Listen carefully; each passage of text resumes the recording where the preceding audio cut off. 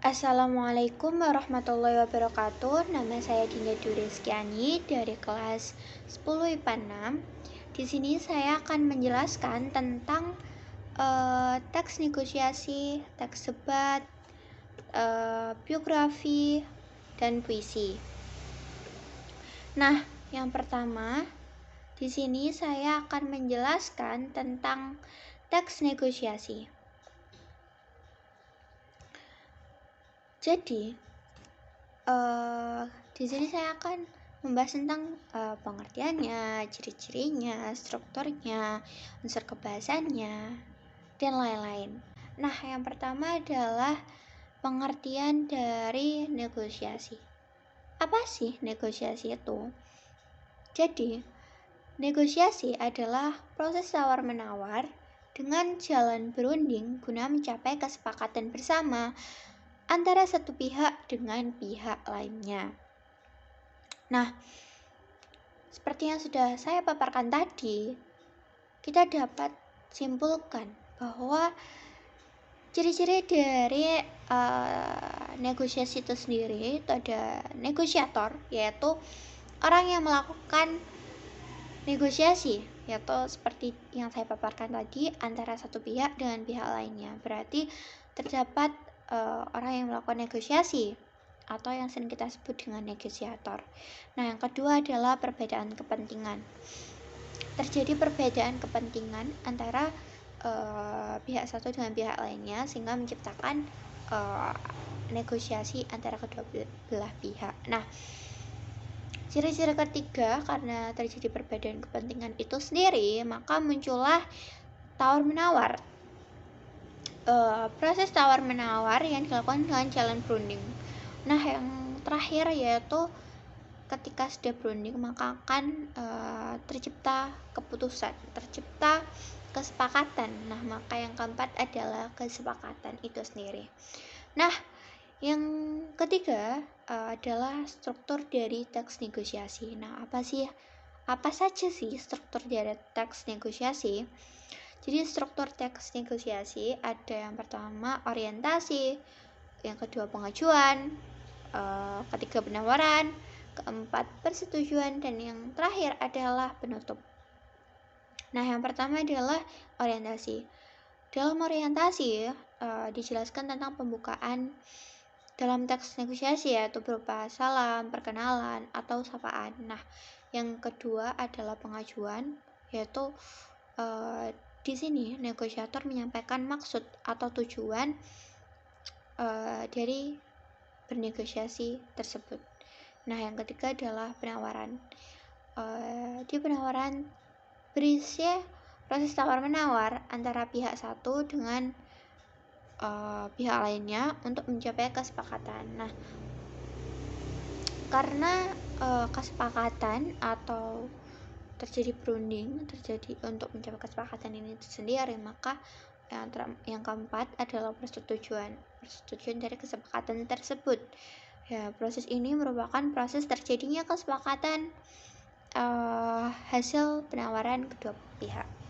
Nah, yang kelima atau yang terakhir adalah penutup. Di penutup itu sendiri yaitu terjadi akhir dari percakapan dalam proses negosiasi tersebut. Nah, yang terakhir adalah yang saya mau bahas adalah unsur kebahasannya. Unsur kebahasaan dari teks negosiasi itu adalah adanya kalimat persuasif, yaitu kalimat yang bersifat mengajak, membujuk, atau meyakinkan orang lain agar bersedia mengikuti apa yang dilakukan pembicara. Nah, contoh dari kalimat persuasif itu sendiri adalah ada ajakan, imbauan, dan permintaan. Nah, yang kedua adalah pasangan tuturan. Nah, di pasangan tuturan ada mengucapkan salam, responnya adalah membalas salam. Nah, yang kedua adalah bertanya, ada responnya itu menjawab pertanyaan, meminta tolong, jawabnya menerima atau menolak permintaan tolong itu tersendiri. Terus ada meminta, yaitu responnya memenuhi atau menolak permintaan.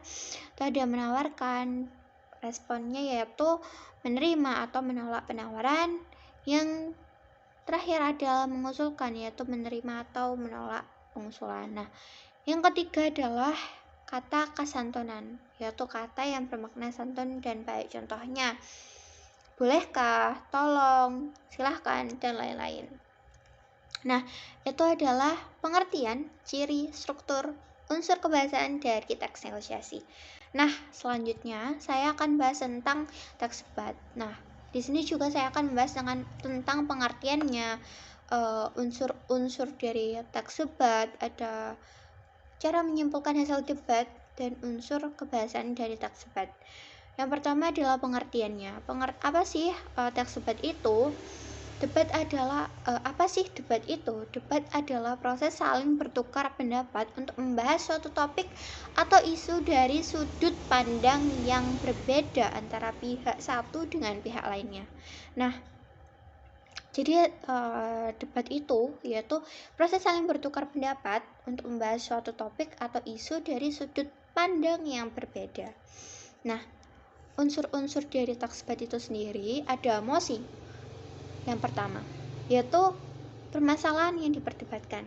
Nah, yang kedua adalah tim afirmasi, yaitu tim pro atau tim yang setuju dari permasalahan itu atau dari permasalahan yang diperdebatkan, dia setuju. Nah, yang ketiga adalah tim oposisi, yaitu tim yang tidak setuju atau tim kontra.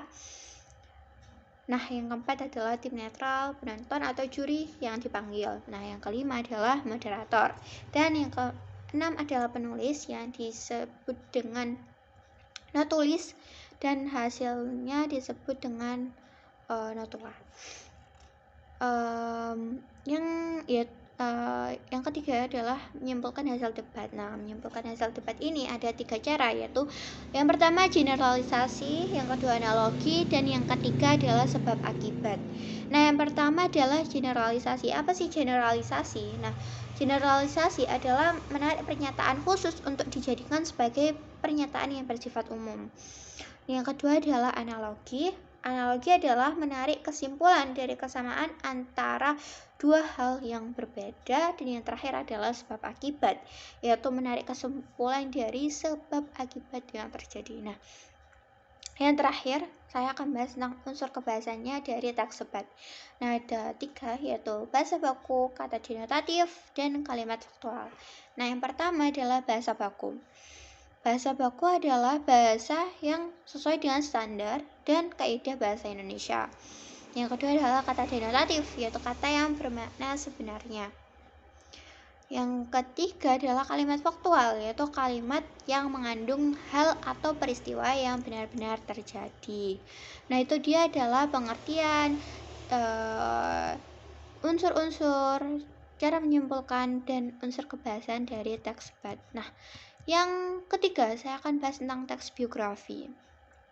Sama seperti sebelum-sebelumnya, di sini saya akan bahas tentang apa sih biografi, terus apa sih strukturnya, terus cara pengembangan karakter unggul, dan yang terakhir seperti biasa adalah unsur kebahasannya. Nah, yang pertama adalah pengertian.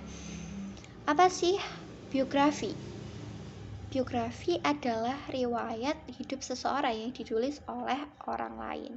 Nah, jadi biografi adalah riwayat hidup seseorang yang ditulis oleh orang lain. Biasanya yang dijadikan biografi adalah orang-orang yang terkenal. Nah, struktur dari teks biografi itu sendiri ada 3. Pertama, orientasi. Terus yang kedua adalah kejadian penting, dan yang ketiga adalah reorientasi. Nah, yang pertama adalah orientasi, yaitu berisi informasi mengenai latar belakang orang tersebut. Yang kedua adalah kejadian penting, yaitu berisi rangkaian peristiwa orang tersebut yang disusun secara runtut. Jadi dari dia lahir sampai meninggalnya. Nah, apa sih pencapaiannya dan proses dia mencapai kesuksesannya. Nah, Yang ketiga adalah reorientasi, yaitu berisi komentar evaluatif atau pernyataan kesimpulan mengenai sesuatu yang telah disampaikan sebelumnya. Jadi kesimpulan dari atau komentar mengenai sesuatu yang telah disampaikan dari orientasi dan kejadian penting tersebut. Nah, yang ketiga adalah cara pengembangan karakter unggul atau penggambaran karakter unggul. Nah, ada dua, yaitu secara langsung dan secara tidak langsung. Kalau secara langsung yaitu langsung menyebutkan karakter tokohnya, dan yang secara tidak langsung yaitu disampaikan melalui dialog tokoh atau dialog tokoh lain. Nah, yang terakhir adalah unsur kebahasaannya. Yang pertama menggunakan pronomina, yaitu kata ganti orang ketiga tunggal. Contohnya ya, beliau, dia, dan lain-lain. Terus yang kedua banyak menggunakan kata kerja, contohnya menulis, bekerja, makan, dan lain-lain. Ada menggunakan kata adjektiva, yaitu kata sifat, contohnya baik hati, jenius, rajin, ulet, dan lain-lain. Nah, yang keempat adalah menggunakan kata kerja pasif, contohnya diberi, ditugaskan, dan lain-lain. Nah, yang kelima adalah banyak menggunakan kata kerja mental, seperti memahami, menyetujui, mencintai, dan lain-lain. Dan yang terakhir adalah banyak menggunakan kata sambung, sebelum, sesudah, kemudian, dan banyak lagi. Nah, yang terakhir saya akan membahas tentang puisi. Pengertiannya, komponen pentingnya, unsur pembangun, dan unsur kebahasaannya. Nah, pertama adalah pengertian dari puisi. Apa sih puisi itu? Yaitu ungkapan pikiran dan perasaan penyair yang dituangkan dengan menggunakan bahasa yang indah serta mengundang makna mendalam. Lalu komponen pentingnya ada 3, yaitu suasana, tema, makna. Yang pertama adalah suasana, yaitu keadaan jiwa pembaca setelah membaca puisi. Terus temanya, inti dari makna yang ingin disampaikan penyair di puisinya. Yang ketiga adalah makna, yaitu pesan yang ingin disampaikan penyair lewat puisinya. Nah, yang ketiga adalah unsur pembangun, yaitu ada diksi, imaji, kata konkret, rima, tipografi, dan gaya bahasa. Kalau diksi adalah pemilihan kata pada puisi, imaji kata atau susunan yang dapat mengungkapkan pengalaman sensoris. Kata konkret yaitu kata yang memungkinkan munculnya imaji karena dapat ditangkap indera. Ada rima, yaitu bunyi yang ditimbulkan oleh huruf atau kata-kata dalam larik dan bait. Nah, yang kelima adalah tipografi, wujud estetik visual yang tertuang pada tatanan larik puisi. Dan yang terakhir adalah gaya bahasa. Nah, yang terakhir adalah unsur kebahasaannya, ada majas metafora, personifikasi, hiperbola, simile, sinentasia, dan repetisi. Majas metafora adalah majas perbandingan tanpa kata penghubung. Personifikasi itu menempatkan sifat manusia kepada benda mati. Hiperbola itu dilebih-lebihkan. Kalau simile menggunakan kata hubung, perbandingan menggunakan kata hubung. Sinentesia yaitu mengungkapkan rasa dari suatu indera. Terus repetisi adalah majas yang berupa perulangan dan kata yang sama. Nah, itu dia dari saya tentang negosiasi, debat, puisi, biografi. Apabila ada kurangnya mohon maaf yang sebesar-besarnya. Wassalamualaikum warahmatullahi wabarakatuh.